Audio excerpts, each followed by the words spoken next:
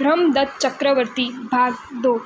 हे चक्रवर्ती, मैं चित्र का जीव प्रथम देवलोक में से च्यव कर कुड़तमाल नगर में धनाढ़ शेठ का पुत्र हुआ, और तू संभूति का जीव वहाँ से च्व कर कांपल्य नगर के राजा ब्रह्म की रानी चूर्णी की कुक्षी से 14 स्वप्न सूचित कंचन वर्णी ब्रह्मदत्त नामक पुत्र के रूप में उत्पन्न हुआ।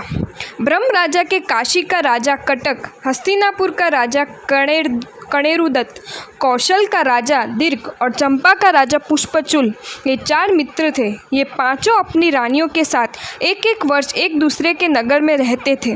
एक बार वे पांचों मित्र कांपिल्य नगर में सानंद जीवन व्यापन कर रहे थे कि इतने में अचानक ब्रह्म राजा की शूल उठने से मृत्यु हो गई। अतः चारों मित्रों ने बारी बारी से ब्रह्मदत्त वयस्क हो जाए तब तक राज्य की सुरक्षा का उत्तरदायित्व लिया। प्रथम वर्ष में यह कार्य कौशल के राजा दीर्घ ने संभाला, परंतु दीर्घ राजा राज्य कार्यवश चूर्णी के साथ अधिक परिचय हो जाने से वह उस पर आसक्त हो गया। छोटा ब्रह्मदत्त दीर्घ एवं चूर्णी की ये कुचेष्टा समझ गया। एक बार वह अंतपुर में कौए और कोयल को ले गया और उन्हें पीटते हुए उसने कहा, इस कौए और कोयल की तरह जो मनुष्य व्यभिचार का सेवन करेंगे उन्हें मैं उचित दंड दूंगा। ब्रह्मदत्त की ये बाल चेष्टा दीर्घ को कटु प्रतीत हुई। उसने चूर्णी को कहा, या तो ब्रह्मदत्त नहीं है या मैं नहीं। चूर्णी ने कहा, माता होकर मैं पुत्र की हत्या कैसे कर सकती हूँ। कामी दीर्घ बोला, पगली, मैं रहूँगा तो तेरे अनेक पुत्र हो जाएंगे। विषय विह्वल चूर्णी अंत में मंद पड़ गई और बोली, लोगों में हमारी निंदा न हो ऐसी युक्ति से हम यह कार्य पूर्ण करेंगे। उन दोनों ने षड्यंत्र रचकर गुप्त रीति से एक लाक्षागृह का निर्माण यह सोचकर करवाया कि विवाह के पश्चात जब ब्रह्मदत्त इसमें सोएगा तब स्वतः जलकर भस्म हो जाएगा। किंतु ये गुप्त बात राजभक्त धनुमंत्री को ज्ञात हो गई। अतः उसने वृद्धावस्था का बहाना बनाकर के दीर्घ से अनुमति प्राप्त करके एक दानशाला प्रारंभ की और वह धर्म कार्य में प्रवृत्त हुआ। उसने गुप्त रीति से लाक्षागृह से बाहर निकलने वाली एक गुप्त सुरंग का निर्माण कराया तथा अपने पुत्र वरधनु को ब्रह्मदत्त की रक्षार्थ समस्त बातों के उचित निर्देश देकर उसके पास रखा। शुभ मुहूर्त में पुष्पचूल नृप की पुत्री पुष्पावती के साथ ब्रह्मदत्त का विवाह हुआ। वर वधु को भेजने के समय धनुमंत्री द्वारा पूर्व सूचना देने के कारण पुष्पचूल नृप ने अपनी पुत्री के बजाय दासी को भेज दिया। वर वधु को लाक्षागृह में गहरी नींद में सोए हुए जानकर राजा दीर्घ एवं चूर्णी के सेवकों ने लाक्षागृह में आग लगा दी।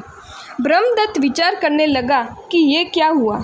इतने में वरधनु एक पत्थर को लाद के प्रहार से दूर करके सुरंग में होकर ब्रह्मदत्त के साथ बाहर निकल गया। उसने संक्षेप में दीर्घ एवं उसकी माता के षड्यंत्र की तथा अपने पिता द्वारा निर्मित सुरंग की बात बताई। तत्पश्चात वे दोनों सिर मुंडवाकर गुरु शिष्य बनकर ब्राह्मण वेश धारण कर वहाँ से भाग गए। दीर्घ ने ब्रह्मदत्त को बंदी बनाने के लिए अनेक सैनिक दौड़ाए, पर वह सफल नहीं हो सका। देश देश में भ्रमण करते हुए ब्रह्मदत्त ने बंधुमती, श्रीकांता, खंडा, विशाखा, रत्नावली, कुरुमती आदि अनेक राजकुमारियों से विवाह किए और अनेक विद्याएं प्राप्त की। घूमता घूमता ब्रह्मदत्त अपने पिता के मित्र वाराणसी के राजा कटक के राज्य में पहुंचा। जब दीर्घ को ब्रह्मदत्त के कटक में होने का समाचार मिला तो उसने कटक के पास दूत भेजकर ब्रह्मदत्त को उसे सौंप देने की मांग की, परंतु कटक ने उसकी मांग का तिरस्कार कर दिया। इस कारण ब्रह्मदत्त एवं दीर्घ में घमासान युद्ध हुआ। इस युद्ध के समाचार से चूर्णी लज्जित हो गई। मन ही मन विचार करने लगी कि संसार में अधम से अधम मनुष्य भी ना कर सके ऐसा कार्य करके मैंने स्वयं को तथा अपने पितृकुल को कलंकित किया है, लज्जित किया है। इससे चूर्णी को वैराग्य हो गया और उसने दीक्षा अंगीकार कर ली। घोर कुकर्म के क्षय के लिए उसने कठोर तप किया और अंत में उसने मुक्ति प्राप्त की। युद्ध में सैनिकों के युद्ध के पश्चात दीर्घ स्वयं सामने आया, परंतु पुण्य की प्रबलता से ब्रह्मदत्त के हाथ में तुरंत देवी चक्र आ गया। ब्रह्मदत्त ने चक्र दीर्घ की ओर छोड़ा तो वह तुरंत धराशायी हो गया और ब्रह्मदत्त का जय जयकार गूंज उठा। अनेक वर्षों के पश्चात ब्रह्मदत्त ने पिता के नगर में प्रवेश किया। सच्चे उत्तराधिकारी को प्राप्त करके प्रजा गदगद हो गई और उसका सत्कार किया। तत्पश्चात ब्रह्मदत्त ने 14 रत्न प्राप्त किए, 6 खंडों पर विजय प्राप्त की और वह समस्त राजाओं का राजेश्वर बनकर चक्रवर्ती बना। उसने 64,000 राजकुमारियों के साथ विवाह किया, जिनमें से कुरुमती को उसने महारानी पटरानी बनाया। हे चक्रवर्ती, इस भव में तू चक्रवर्ती है और मैं श्रेष्ठी पुत्र हूँ। हम दोनों को जाति स्मरण ज्ञान हुआ।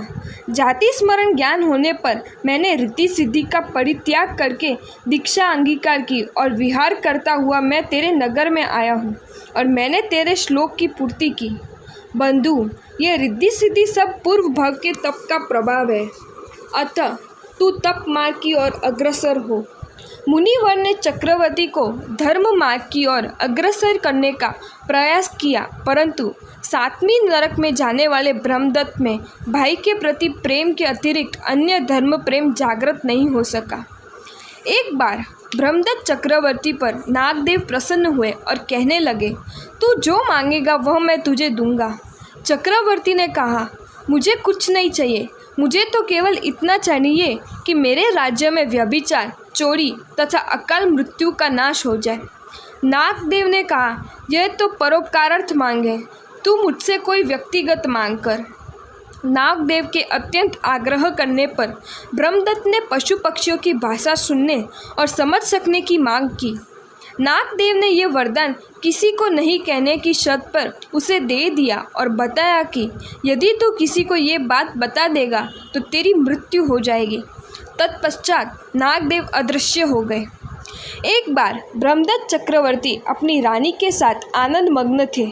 उस समय उनकी दृष्टि ग्रह गोदा के युगल पर पड़ी। मादा ग्रह गोदा नर ग्रह गोदा को कह रही थी कि राजा का अंग विलेपन में से थोड़ा अंग विलेपन मुझे ला दे। नर ग्रह गोदा ने कहा, यह कोई सामान्य बात नहीं है, उसे लाने में प्राण जाने का भय है। मादा ग्रह गोदा ने कहा, कुछ भी हो, परंतु मुझे उसकी आवश्यकता है। यह सुनकर राजा को हंसी आ गई। रानी ने राजा को अचानक हंसने का कारण पूछा। नाथ, आपके हंसने का कारण क्या है?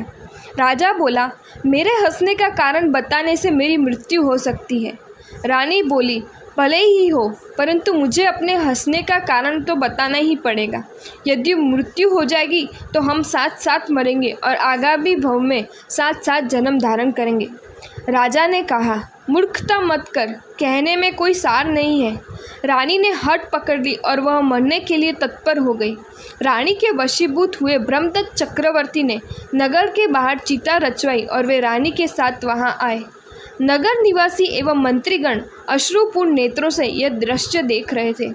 इस अंतराल में चक्रवर्ती की कुल देवी ने गेंडे गेंडी का रूप बनाया और गेंडी ने गेंडे को कहा, इस सामने पड़े जौ के ढेर में से एक फूला मुझे ला दो। गेंडा बोला, चक्रवर्ती के अश्व के लिए ये फूला है, उसे लाने जाने में मेरी मृत्यु हो सकती है। गेंडी ने कहा, यदि वह आप नहीं लाओगे तो मैं मर जाऊंगी।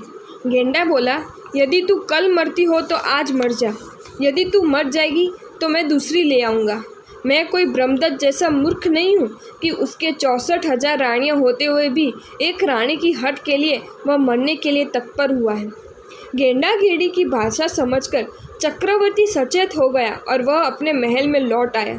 प्रजा हर्षित होकर कहने लगी कि स्त्री के हट के वशीभूत होने वाले पुरुष का नाश होता है। ब्रह्मदत्त चक्रवर्ती ने 700 वर्ष ऐश्वर्यपूर्ण व्यतीत किए। एक दिन उसके एक वृद्ध ब्राह्मण मित्र ने परिवार सहित भोजन की याचना की। राजा ने प्रारंभ में तो मना किया, परंतु अंत में अत्यंत आग्रह के कारण उसकी याचना स्वीकार की। चक्रवर्ती के आहार ने उस ब्राह्मण में उन्माद जागृत कर दिया। रात्रि में वह अपना विवेक खो बैठा और पत्नी, पुत्रवधू और पुत्री का भी विचार किए बिना सबके प्रति भोगासक्त हुआ। चक्रवर्ती के अन्न का प्रभाव समाप्त होने पर उसका विवेक जागृत हुआ और अपने अविवेक के लिए वह अत्यंत लज्जित हुआ। तत्पश्चात अपनी भूल का विचार नहीं करने वाले ब्राह्मण के मन में चक्रवर्ती के प्रति वैर उत्पन्न हुआ और लक्ष्य साधने में दक्ष एक ग्वाले को वश में करके उसने 2 कंकड़ों से ब्रह्मदत्त की आंखें फुड़वा दी।